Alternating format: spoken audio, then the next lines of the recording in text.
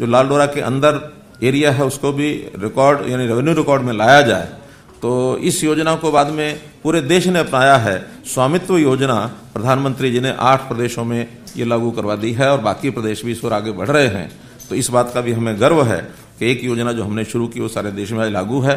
अब गांव में भी अपनी प्रॉपर्टी को रजिस्ट्री करा करके उसको आप मालिक सिद्ध करने के लिए वो बैंकों में और जहां भी कहीं हो उसका लाभ वो ले सकते हैं। ये एक बहुत बड़ा काम हमने किया है। डिजिटलाइजेशन का विषय कृषि में भी हमने शुरू किया है, खास करके मेरी फसल मेरा ब्यौरा। ये एक ऐसा कार्यक्रम चलाया है कि अब हर किसान को उसमें अपनी एंट्री करनी होती है कि उसने क्या फसल बोई है और उसके ठीक डाटा रिकॉर्ड अगर बन जाता है तो बैंकों से लोन लेना है, कहीं फसल खराब होती है तो बीमा कंपनियों से मुआवजे का विषय आता है या मंडी में जाकर के उसको बिक्री करना है। ये सब चीज़ें उसमें सुविधाजनक तरीके से ऑन रिकॉर्ड आ गई हैं। उसकी बहुत परेशानियां समाप्त हो गई हैं और आगे चल करके हम ये भी उसमें विचार कर रहे हैं कि बोने से पहले किसान की जो प्लानिंग क्या है, उस प्लानिंग में भी अगर हिस्सेदारी उसको बनवाएंगे तो फिर हम स्टेट में एक अच्छा सहयोग किसान का हम कर पाएंगे। और यदि हमारा एक जो किसान कल्याण प्राधिकरण हमने जो बनाया है उसको ये काम की जिम्मेदारी सौंपी है कि पूरे प्रदेश में किसान को प्रोत्साहन क्या दिया जाए कि कौन सी फसल बोने से उसको ज्यादा लाभ होगा। तो इसकी पूर्व यानी प्लानिंग, प्री प्लानिंग इसकी किसान कल्याण प्राधिकरण वो करेगा ताकि ये फसलें हैं जिसमें किसान अगर बोएगा तो उसको वो इकोनॉमिकली वायबल होगा, वो लाभप्रद ज्यादा होगा। तो ये चीजें भी हम आगे चल करके करने जा रहे हैं। जैसे कल ही मुझे एक मित्र ने कहा कि मैदानी इलाके में अंजीर बहुत अच्छा हो सकता है, हम जो नहीं बोते हैं अभी तक। ये जो पश्चिमी देशों यानी ये जो ईरान अफगान की जो कंट्रीज हैं उधर से अंजीर आता है, यह बहुत कम होता है।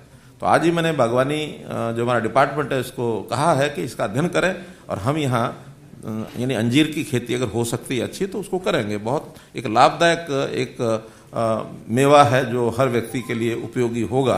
तो ऐसी कोई भी नई नई चीजें, उदाहरण दिया मैंने, नई चीजें कहीं भी जो देश में आवश्यकता है, दुनिया में आवश्यकता है और हम यहाँ से पैदा कर सकते हैं तो किसान कैसे उसको पैदा करके अच्छी फसल कमा सके, तो ये सब भी हम कर रहे हैं। हमने किसानों के लिए आज के विषय में, क्योंकि ये विषय भी बहुत जरूरी है करना, हम देखते हैं कि कड़कती ठंड और उस कड़कती ठंड में किसानों ने एक आंदोलन शुरू किया।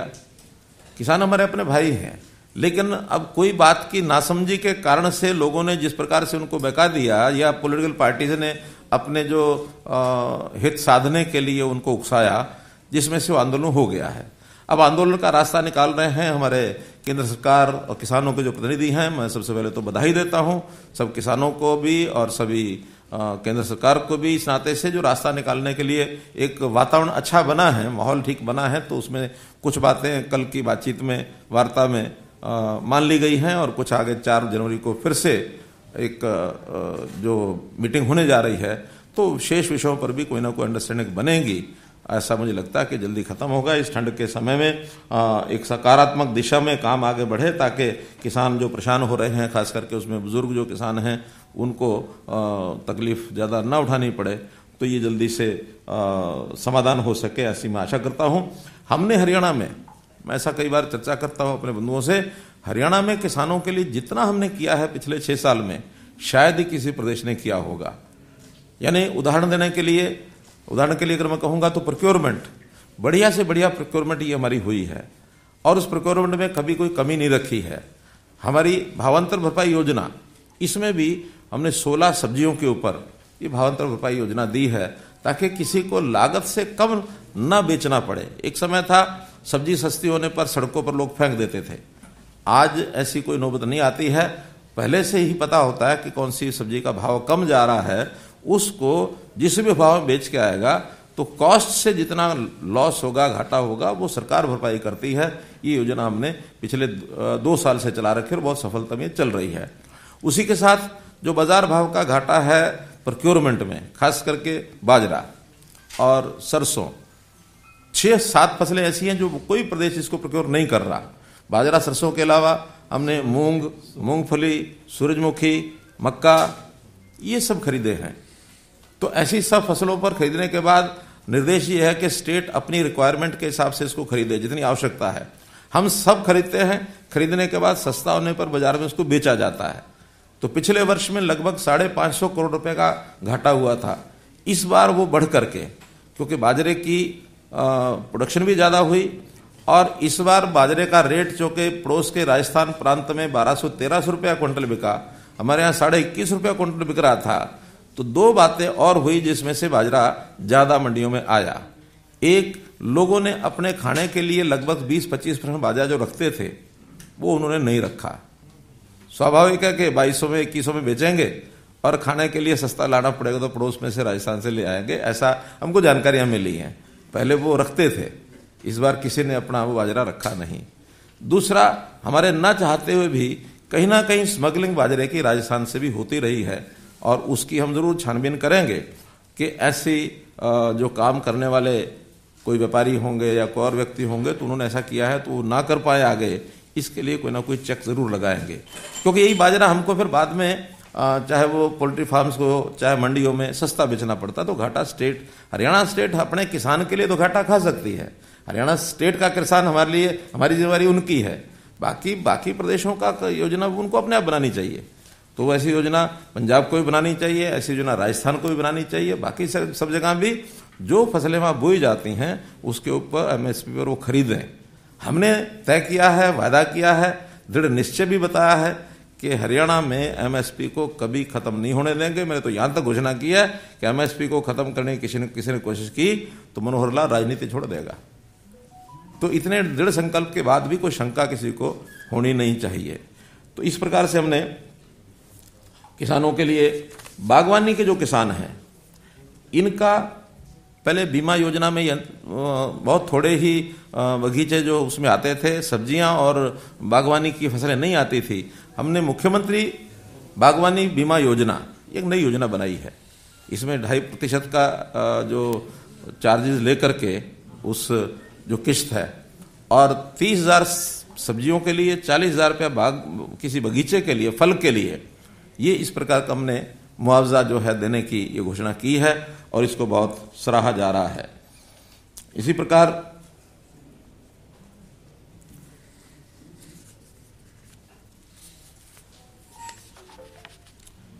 प्रगतिशील किसान, क्योंकि किसानों में एक वर्ग ऐसा है जो नई नई विधाएं अपने यहां उपयोग करके और उसकी इकोनॉमिक्स को समझता है कि कैसी फसल बोई जाए, उसमें ज्यादा लाभ कैसे कमाया जाए। वो डाइवर्सिफिकेशन ऑफ क्रॉप्स, इस पर भी ध्यान करता है, सिंचाई का भी ठीक ध्यान रखता है, बीज और खाद कौन से डाले जाएं इसका भी ध्यान रखता है, आधुनिक उपकरण इसका भी उपयोग करता है, कम लागत में ज्यादा फसल कैसे हो, ज्यादा इनकम कैसे हो, ये प्रगतिशील किसान उसने तरह तरह के प्रयोग अपने किए हैं। तो ऐसे हमारे यहाँ एकदम आंकड़ा तो रजिस्ट्रेशन का अभी हमें प्राप्त नहीं हुआ है, लेकिन हमने कहा है डिपार्टमेंट को कि कुछ पैरामीटर्स तय करके और ऐसे प्रगतिशील किसानों को रजिस्टर करेंगे और रजिस्टर करने के बाद उनमें कंपटीशन पैदा करेंगे कि कौन सा किसान किस विधि से इकोनॉमिक्स अपनी कैसे बढ़िया बना सकता है। तो ऐसे प्रदेश भर के किसानों को सम्मानित किया जाएगा, उनको सम्मान योजना में शामिल किया है। इस बार कुरुक्षेत्र में हमने घोषणा की थी। साथ में ये भी कहा है कि अपने जैसे 10 किसान अपनी विधि के अनुसार वो भी पैदावार सिखाएं, बताएं उनको। सरकारी ट्रेनिंग अलग होती है, सरकारी जो प्रावधान है वो हमारे बहुत से सेंटर बने सब है, लेकिन प्रैक्टिकली जो प्रगतिशील किसान हैं वो ज्यादा व्यवहारिक है। तो उसकी व्यवहारिकता के आधार के ऊपर वो 10 किसानों को और तैयार करे और इस ट्रेनिंग के नाते से भी उसको प्रोत्साहन देंगे। जो नए ट्रेंड होकर किसान आएंगे उनको भी प्रोत्साहन देंगे। तो इस प्रकार से प्रगतिशील किसान सम्मान योजना, इसमें जो पहला पुरस्कार हमने रखा है वो 5 लाख रुपए का है। द्वितीय पुरस्कार जो रखा है 2 किसानों को 3-3 लाख रुपया, तृतीय पुरस्कार जो 5 किसानों को 1-1 लाख रुपया और फिर 100 किसानों को 50-50 हजार रुपया, ये सांत्वना पुरस्कार। तो इस प्रकार से एक योजना बनाई है ताकि कृषि को कैसे अच्छा बना सकें, इस ओर वो आगे बढ़ें। जहां तक सिंचाई की बात है, हमने पानी के प्रदेश भर में जितनी पानी हमारी मात्रा है वो तो है, वो अब बढ़ेगी जब बढ़ेगी, लेकिन वर्तमान में जो पानी है उसका डिस्ट्रीब्यूशन ठीक हो जाए, उसका सदुपयोग हो जाए, इसके लिए भी कई काम हमने किए हैं।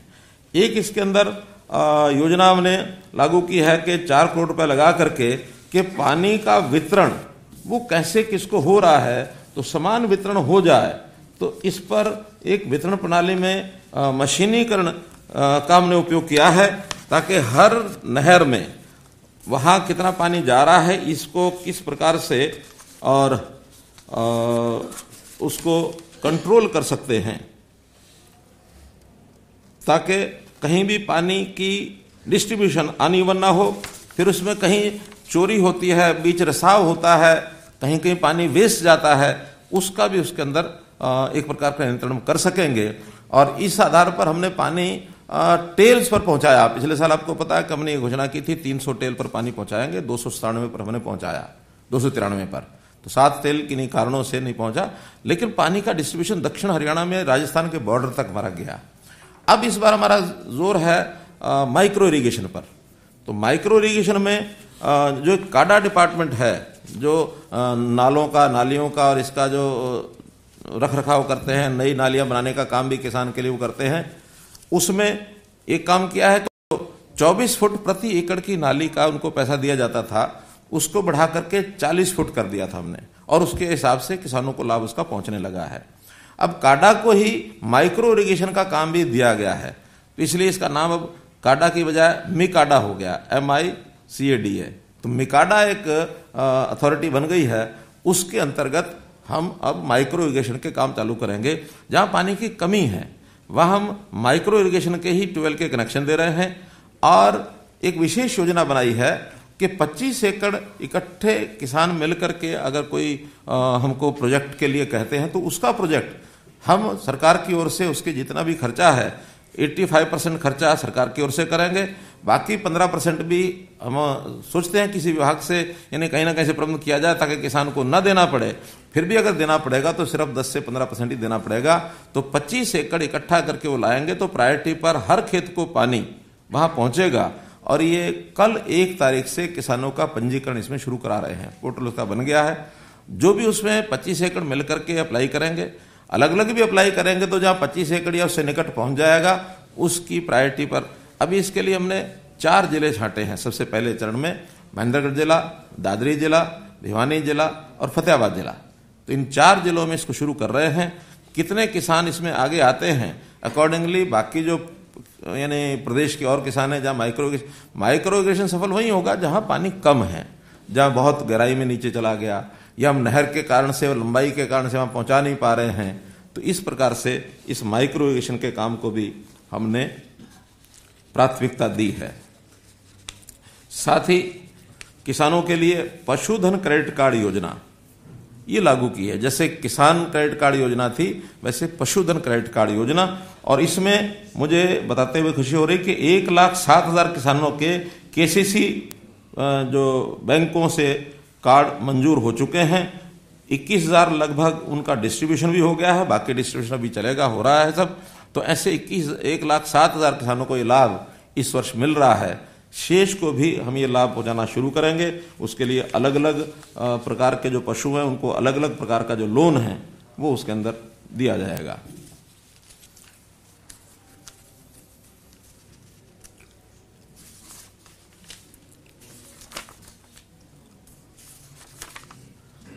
गन्नौर में हम लोग एक बड़ी मार्केट, अंतर्राष्ट्रीय स्तर की मंडी होगी फल और सब्जी की। 7,000 करोड़ रुपए की लागत से ये मंडी बनने जा रही है। प्रारंभिक चरण के उसके काम जितने सब हो चुके हैं, जिसके अंदर कंसल्टेंट की कंपनी वो लग चुकी है, DPR वो अपना क्या RFP उसका तैयार हो रहा है, और जल्दी उसका एक टेंडर निकाला जाएगा। उस टेंडर में अलग अलग पार्ट्स में अलग अलग चरणों के अंदर काम कराए जाएंगे। और मैं समझता हूं कि इसी वर्ष में 2021 के अंतर्गत ही उसका काम जो है वो शुरू हो जाएगा, और उसके प्रारंभ के चरणों में जितना जितना एक्टिविटीज हैं वो भी हम शुरू करा देंगे।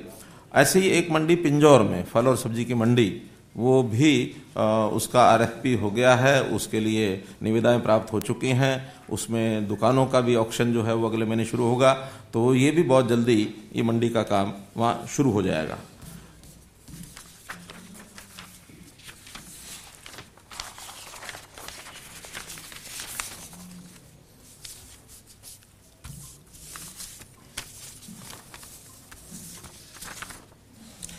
एक कृषि से हट करके एक जो योजना घोषणा मुझे करनी है, जो आपको बताना है, वो है कि हमारे एक कमेटी बनी हुई है, जस्टिस हाई कोर्ट की है, उनकी अध्यक्षता के अंदर, और वो सुप्रीम कोर्ट का एक आदेश आया था 2020 फरवरी में कि जो शायद अप्रैल में जो कोरोना के कारण से जेलों के अंदर कोरोना ज़्यादा ना फैल पाए, तो जो कुछ ऐसे कैदी हैं जिनको पैरोल पर भेजा हुआ है, पैरोल पर छुट्टी लेके गए हुए हैं, उनकी पैरोल अवधि वो बढ़ा दी गई थी। अभी जो अवधि थी पहले 31 दिसंबर 2020 आज तक थी, लेकिन कमेटी ने फिर सिफारिश की है कि ऐसे जो पैरोल पर लोग गए हुए हैं, 7 साल की सजा जिनको हो गई है, या जो अंडर ट्रायल हैं जिनकी सजा 7 साल की बनती है, ऐसे सब लोगों को पैरोल का जो पीरियड है वो बढ़ा दिया गया है। लगभग 4548 ये ऐसे कैदी हैं, उसमें कुछ की तो 15 फरवरी तक बढ़ाई गई है, 15 फरवरी 2021 तक ऐसे 2471 लोग हैं, और 2117 लोग ऐसे हैं जिनकी 31 मार्च 2021 तक ये बढ़ाई गई है। तो ऐसे ये जो जस्टिस दया चौधरी की नेतृत्व में कमेटी बनी है, उनकी सिफारिश के ऊपर इसकी भी घोषणा हमने कर दी है, ताकि ये लोग भी अपना 1.5 महीना और 3 महीने ऐसे, ये एक योजना बनाई गई है कि जो ग्रुप सी और डी, ये 2 ऐसे वर्ग हैं जो अभी तक अपने अपने विभाग के हिसाब से इनकी अलग अलग भर्तियां होती थी, लेकिन अब इन दोनों का कॉमन कैडर, डी का तो पहले बना दिया था, सी का भी अब कॉमन कैडर बना दिया है पिछली इस मीटिंग के अंदर। तो अब इन सब का एक बार साल में एक बार रजिस्ट्रेशन होगा, और रजिस्ट्रेशन के हिसाब से उनका एक प्रारंभिक परीक्षा एक होगी। उस प्रारंभिक परीक्षा में, जिसको स्टेट एलिजिबिलिटी टेस्ट कहेंगे, वो स्टेट एलिजिबिलिटी टेस्ट हमारे अपने जो विभाग स्टाफ सिलेक्शन कमीशन HPSC या सेंट्रल क्या है वो CET सेंट्रल एलिजिबिलिटी टेस्ट, वहां से भी कॉमन एलिजिबिलिटी टेस्ट, तो ऐसे तीनों में से कोई भी एक टेस्ट हम कराएंगे। एक मेरिट बनने के बाद विभाग के अनुसार जितनी पोस्टें उस विभाग की खाली होंगी, उससे 3 गुना लोग मेरिट के हिसाब से ऊपर से लेकर के उन्हीं का एग्जाम लिया जाएगा उस विभाग के हिसाब से। उसमें से 1 टाइम सिलेक्ट करेंगे, 2 टाइम्स बाकी विभागों में भी और परीक्षाएं अपनी दे सकेंगे, ताकि बड़ी परीक्षा साल में एक बार ही हो, बाद में वर्ष भर जो हर बार हर पोस्ट के लिए लाखों लोग आते हैं, इसकी बजाय लिमिटेड लोग आएंगे और वो अपना एग्जाम दे करके मेरिट के हिसाब से वो चुने जाएंगे। अगले वर्ष के हिसाब से फिर वो टेस्ट होगा। आवश्यकता पड़ी तो वर्ष में ऐसे 2 बार भी कॉमन एलिजिबिलिटी टेस्ट ये कराए जा सकेंगे। तो इसका भी निर्णय उन्हें करना है। एक बार तो पहले कराएंगे, दूसरी बार आवश्यकता होगी तो फिर देखेंगे, लेकिन इसकी रजिस्ट्रेशन भी अब इस जनवरी माह में हम कभी भी शुरू कर देंगे, क्योंकि ये परीक्षाएं इनकी जो सामान्य परीक्षा होती है +2 की, ग्रेजुएशन की, उसके तुरंत बाद वो परीक्षा होगी। अभी तो 2-3 महीने रजिस्ट्रेशन का ही काम और बाकी सारी चीजें वो चलेंगी।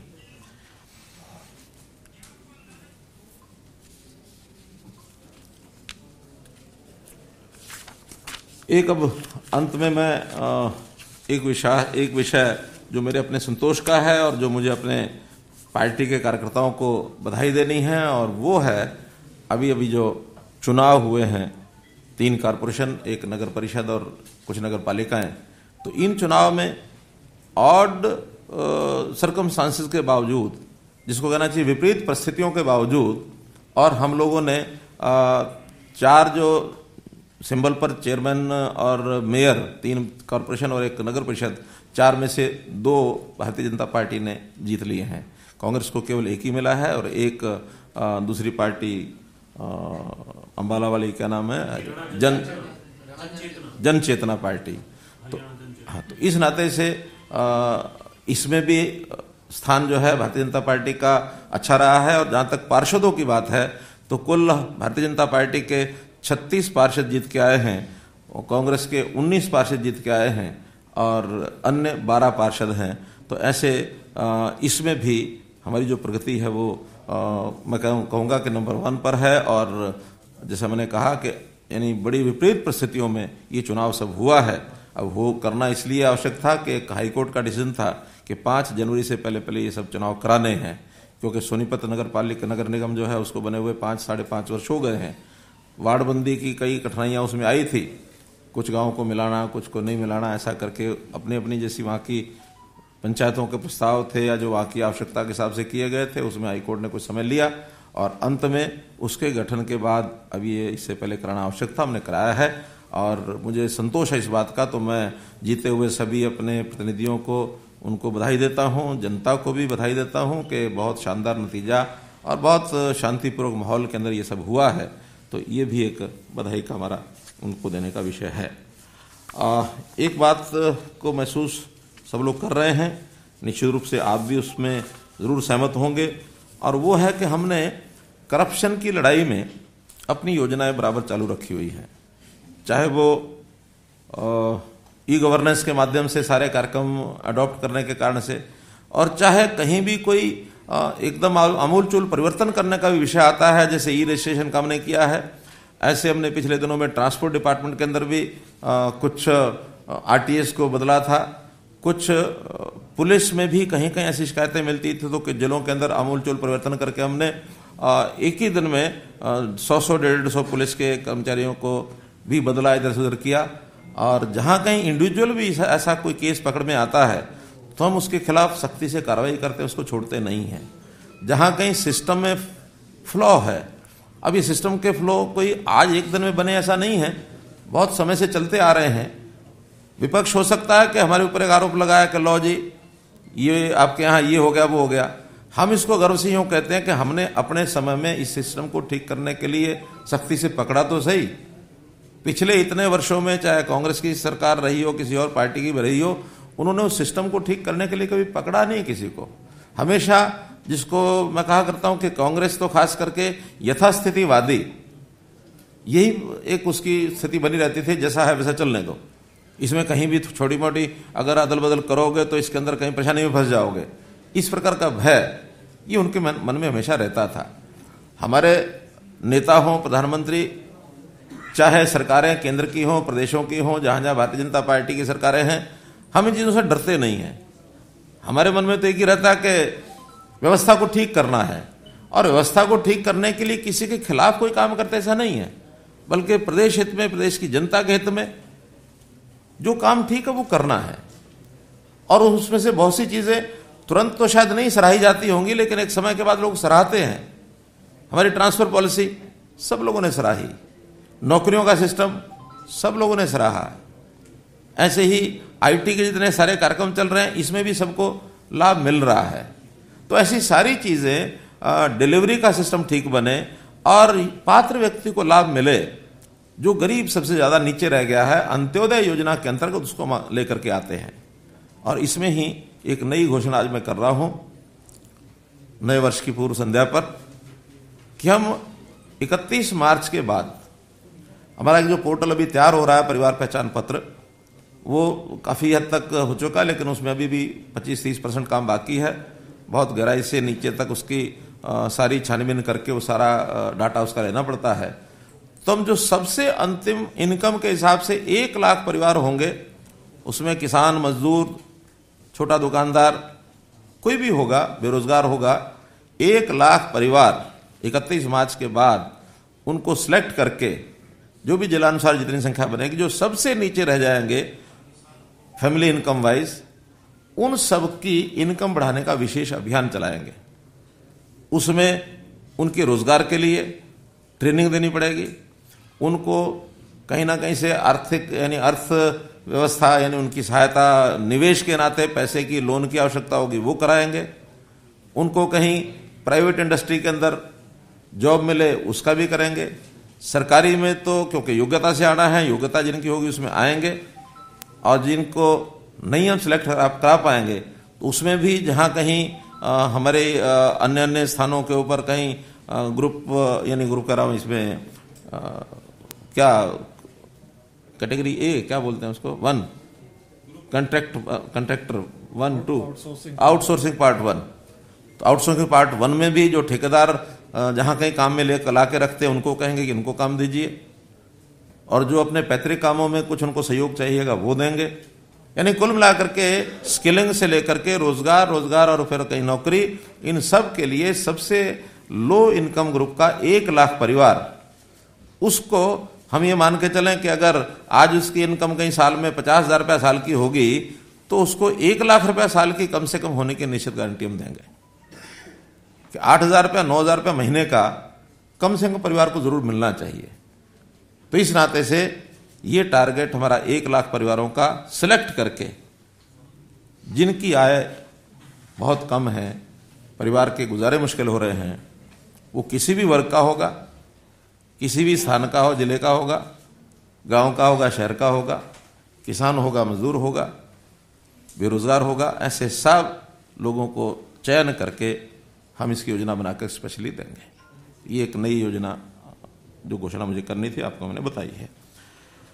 मित्रों, मेरे पास आज के दिन विषय और विभागों के बहुत हैं, लेकिन मैं आज कुल मिलाकर के जैसा माहौल चल रहा है उसके हिसाब से नववर्ष का, सुशासन का, किसानों का, इसी पर आपके सामने ये विषय रखने थे।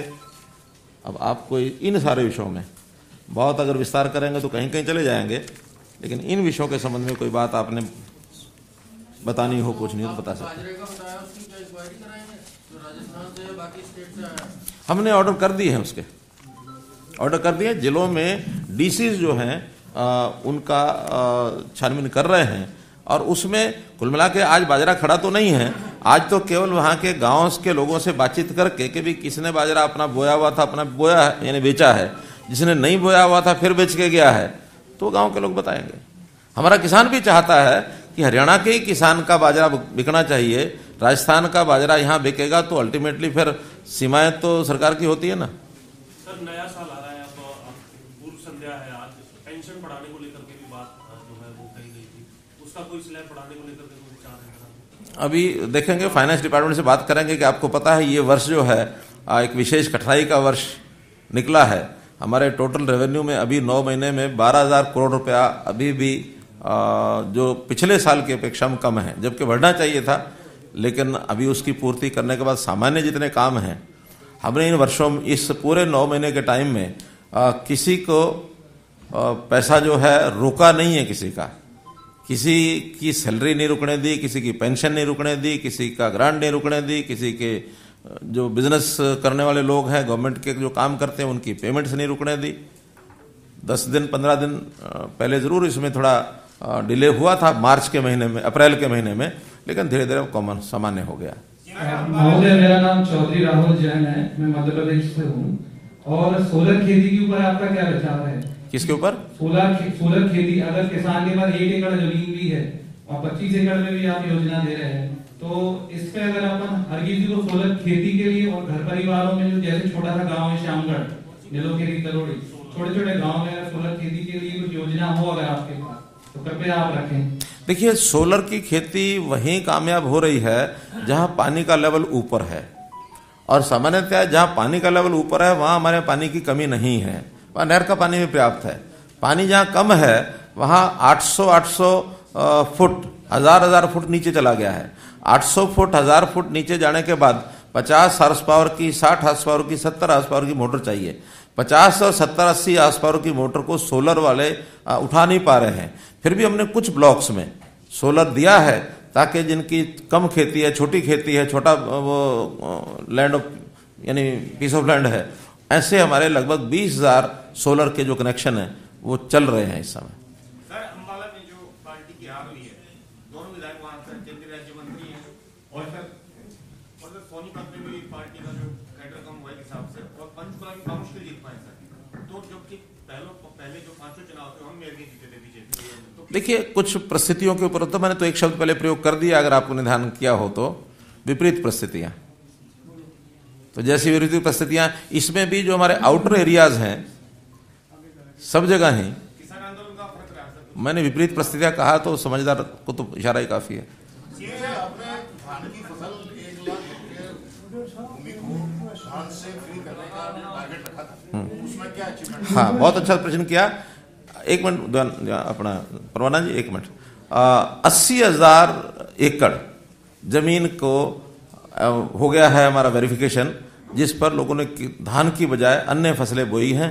उन सबको बुआई के समय 2,000 रुपया दिया गया था, अब उनको 5,000 रुपया दिया जा रहा है अलग से 7,000, तो 80,000 यानी एक प्रकार से 80% सफलता उसमें मिली है। और मैं धन्यवाद करता हूं उन किसानों का जिन्होंने हमारे अपील को स्वीकार किया, क्योंकि ये कोई कानून नहीं था, हमने अपील की थी, मात्र उस अपील पर ही इतने लोग आए हैं। एक बहुत बड़ा काम हुआ है। और जो हमारी धान की प्रोक्योरमेंट थोड़ी कम हुई है, उसमें 80,000 एकड़ का इसका भी योगदान है कि हमारी जो बिजाई है वो धान की कुछ कम हुई। परवाना जी। हाँ खट्टर साहब जी, मेरी एक रिक्वेस्ट है आपके लोक संपर्क विभाग के प्रति, वो इक्वली सभी को इंसाफ नहीं करते हैं कि आज चीफ मिनिस्टर की प्रेस कॉन्फ्रेंस है। मुझे किसी कुलीग से पता चला है कि आज आपने 2:30 बजे प्रेस कॉन्फ्रेंस, मैंने पहले भी रिक्वेस्ट आपसे की थी। आपने एक बहुत बड़ी फौज है, इतने बड़े बड़े अधिकारी, मैं आज ही परवाना जी, कम से कम इंसाफ तो करे। परवाना जी इस बात का आज ही जानकारी लूंगा। मेरे मोबाइल नंबर है, आज ही इंसाफ कर सकती है। समझ गया, मुख्यमंत्री की प्रेस कॉन्फ्रेंस है, आप आइए उसको समझ गया। मैं आज ही लूंगा इसकी जानकारी। और एक अच्छी बात मैं आपको बता रहा हूं, उसको आप समझो कि हमने एक नया सिस्टम, बस भाई मेरी बात सुन लो। अरे मेरी बात सुन लो, मैं बता रहा हूं, एक नई बात बता रहा हूं आपको, नई बात बता रहा हूं, सुनो। हमने सभी मीडिया हाउसेस के लिए एक ERP सिस्टम शुरू किया है। जैसा मैंने बताया ना, ये गवर्नेंस वाला विषय जो सुशासन संकल्प में, उसका एक हिस्सा क्या था, ERP शुरू कर दी है। और उस ERP के माध्यम से ही अब हमारे सारे जो काम हैं वो यहां से आपको ऑर्डर दिए जाएंगे, वो जनरेट, बिलिंग भी आपकी जनरेशन उसी में से होगी, पेमेंट भी उसी में से होगी। और हमने घोषणा की है कि 30 दिन के अंदर अंदर हर एक जो एडवर्टाइजमेंट का बिल आएगा उसकी पेमेंट जारी होगी। उसके बाद अगर जारी हुई तो 12% ब्याज भी दिया जाएगा। हमारे पास मोबाइल नंबर है, आपको हाँ दे रहे हैं। अरे रुको भाई, इसको रोक दो ना। सर एक छोटी सी रिक्वेस्ट है कि सभी पत्रकार साथी जो हैं उनके ऊपर आप मेहरबानी करके दे तो बड़ी मेहरबानी होगी आपकी, कि जो कैशलेस स्वास्थ्य योजना जो है ना हमारे लिए इलाज की थी, मान्यता प्राप्त अस्पतालों में जैसे गवर्नमेंट एम्प्लॉइज को या रिटायर्ड पर्सन को मिलती है, ऐसे सभी पत्रकार साथियों को भी मिल जाए। क्योंकि लमसम पैसे तो पब्लिक रिलेशन दे देते हैं, यहाँ कोई दिक्कत नहीं है, मगर उसमें पैसे अभी हमने चरणों में सारा काम होगा। पहले चरण में भी एम्प्लॉइज का कर रहे हैं, एम्प्लॉइज का सब हो जाए, फिर कुछ वर्गों को जिनको सरकार देना ही है सरकार ने, उनके लिए बाद में देखेंगे। किसानों का आंदोलन है, दूसरी तरफ हरियाणा प्रदेश में भी सिख फॉर जस्टिस, जिसकी अभी तक कॉल्स आती थी, अब उसके 2 इस तरीके के संदिग्ध लोग भी हरियाणा में करनाल से पकड़े गए हैं।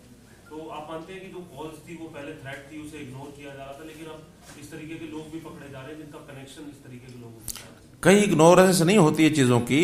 एडमिनिस्ट्रेशन जिनके जिम्मे जो काम है वो सारा कुछ ध्यान करते हैं, और कहीं भी किसी प्रकार की कोई स्थिति होगी उसको अपने हाथों से बाहर नहीं जाने दिया जाएगा। कोई भी जो एक्शन लेना होगा एक्शन लेंगे, उसमें किसी भी इस प्रकार की गतिविधि को कभी भी बर्दाश्त नहीं किया जाएगा। एक विषय जो है वो तक आया, आपने उसका जवाब भी दिया है। विपक्ष के नेता कहते हैं कि किसान कानूनों पे जेजेपी के कुछ एमएलए और इस सरकार को समर्थन कर रहे कुछ निर्दलीय विधायकों ने समर्थन वापस लिया और उसका विरोध कर रहे हैं, इसलिए ये सरकार विश्वास मत खो चुकी है, पूरा जितना चाहिए। उन्होंने राज्यपाल से आग्रह किया है कि केस में फैसला बुला के और हम विधानसभा में नो कॉन्फिडेंस मोशन पेश करेंगे सरकार के खिलाफ, और वो राज्यपाल अब मिलने से ही मना कर रहे हैं। और मुख्यमंत्री ने कहा कि कोई मुद्दा नहीं करते, इससे बड़ा मुद्दा और क्या होगा देश में 1 महीने से ज्यादा। देखिए, मुद्दे के बारे में तो मैं नहीं बताऊंगा, मुद्दे के बारे में जनता बताएगी। अगर जनता ने कुल मिलाकर के हमें 36 पार्षद जिताए हैं और कांग्रेस को 19 जिताए हैं, तो ये मैंडेट तो हो ही गया। इसलिए अब कोई उत्तर बचा नहीं है उनको देने के लिए, हमारा यही उत्तर बहुत है। और वो भी जैसी विपरीत परिस्थितियां उसमें मैंने बताया है। इसलिए जन भावनाएं जो होती हैं वो क्या हैं, नेताओं को कई बार पता नहीं होता। तो हमारे जो कांग्रेसी मित्र नेता है ना, ये कहीं गलतफहमी में जीते हैं। ये इनकी जो है ना मंसूबे तो उनके हम समझते हैं, लेकिन वो मंसूबे में कभी उनको सफलता जनता देगी नहीं, ना होने देगी। तो विधानसभा सत्र बुलाने की आवश्यकता नहीं है, कोई आवश्यकता नहीं। क्या आवश्यकता है? आज तो आखिर कोई बात होती है तो हमको भी पता लगता है ना, और विधानसभा सत्र जब आएगा तब आएगा। विधानसभा सत्र 6 महीने में एक बार तो आना ही होता है, कोई हमेशा के लिए थोड़ी रुक रहेगा। आएगा, फरवरी मार्च में आएगा, 1.5 महीने बाद आएगा, निश्चित आएगा। इरिगेशन के लेके आपने बात कही कि माइक्रो इरिगेशन का बढ़ावा देंगे, लेकिन जो मुख्य रूप से जो फसल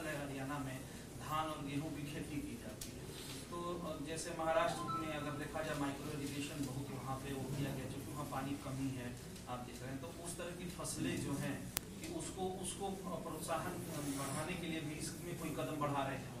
मैंने बताया कि डाइवर्सिफिकेशन ऑफ क्रॉप्स, इसके ऊपर हम पूरा ध्यान दे रहे हैं। क्योंकि अब बोना तो किसान नहीं होता है, कोई किसी के ऊपर दबाव डाल के, फोर्स डाल के नहीं कराया जाता। तो हमारी अपील रहेगी कि जिन फसलों में पानी कम लगता है उनकी बुआई की जाए, खास करके उन इलाकों में जहां पानी का उपलब्धता कम है। जहां पानी की उपलब्धता बरसात से या जमीन का पानी या पर्याप्त है, वहां के लिए कुछ आवश्यकता नहीं होती, लेकिन पानी जहां कम है वहां पानी जितना हम पहुंचा पाएंगे वो तो अच्छा ही है। जहां कहीं कम पहुंचा पाएंगे तो फिर माइक्रो इरिगेशन, लेकिन उसमें फसलें भी, आप जहां माइक्रो इरिगेशन होगा वहां धान तो पैदा नहीं होगा, वहां तो अन्य फसलें होंगी। लेकिन जो अन्य फसलें हैं उसके बारे में किसान प्राधिकरण जो मैंने बताया उनकी ओर से रिकमेंडेशन जाएगी कि ये फसलें बोएंगे तो इसमें लाभ ज्यादा होगा। दालें हैं, बहुत इलाके में बोई जा सकती हैं, उस दालों की बुआई के कारण से आज दालें महंगी भी बहुत हैं। मसाले कुछ प्रकार के हो सकते हैं, फल सब्जियां ये प्राय हो ही सकती हैं। पेरी अर्बन खेती का एक कंसेप्ट हमने पिछले टर्म में किया था कि दिल्ली के इर्द गिर्द 100 किलोमीटर के अंदर हम कुछ जो डेली दैनिक उपयोग की चीजें हैं, खास करके सब्जियां और फल, ये बोएंगे और दिल्ली की और आसपास के जो एनसीआर एरिया की जो मंडियां हैं, जो वहां आबादी है, उसकी खपत के लिए वहां भेजेंगे तो उसमें किसान को भी लाभ होगा, कंज्यूमर को भी लाभ होगा। अगले पंचायत चुनाव आ रहा है, तो क्या पार्टी विचार कर रही है कि निशान पे लड़ेगी पंचायत चुनाव, जिला परिषद के चेयरमैन? देखिए, सामान्यतः हमने कभी पंचायतों के चुनाव सिंबल पर नहीं लड़े, केवल शहरी चुनाव ही लड़ते रहे हैं। तो इस बार जब चुनाव आएगा तब विचार करेंगे, और अभी तो है उसमें समय। बहुत बहुत धन्यवाद।